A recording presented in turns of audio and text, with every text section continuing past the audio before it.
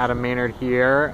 If you saw my video from last week, you know I spoke at length about acceptance in relationship, this idea of letting other people be who and how they are in relationship with you.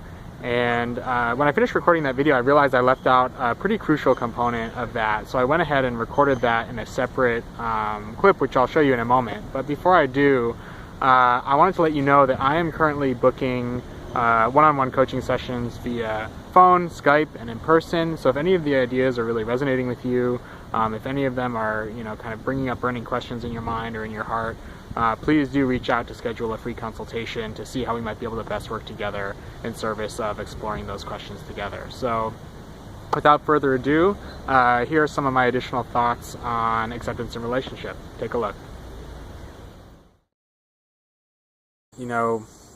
This process of accepting the other person for who they are in that moment, and for loving them for who they are in that moment, it's not going to be without pain, and it's not going to be without discomfort. This isn't the easiest thing to do. I think if it were easy to do, we'd all be loving and accepting of one another unconditionally all the time, and that's just not the way we're wired. That's just not the way we're trained.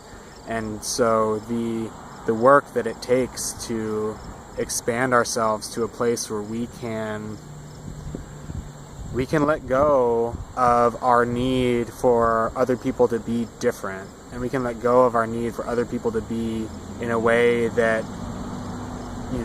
is hard for us, because it means that we're not getting something from them. It's only as hard as it is our reluctance or our inability or our mistrust of ourselves to meet our needs in those ways. But I'm not really meaning to dismiss the discomfort and just to dismiss what a hard choice this can be. But what's been key for me in making that choice is realizing that you can feel all of those feelings, and you can feel all of those emotions that come up about what you think it means that you can't get those needs met by this person anymore, or how the story that you're telling yourself about what it means to accept the person for who they are. Feel that, believe that, lean into it, don't suppress it, because that's very real, and that's where the freedom comes from. That's where the rewiring happens, and that's probably the most essential part of this process. If you can accept someone for who they are, feel the pain of that loss, of how you thought about yourself and how you related to them before, and come out the other side of that, that's really when you're getting somewhere, and that's really when you're on the right track. So feeling lost, feeling abandoned, feeling unloved, feeling worthless, feeling pain, feeling empty, feeling alone, those are all very rational, very wonderful, very human responses to this process. And I think that's really a key component of this process. So don't be afraid to feel your feelings.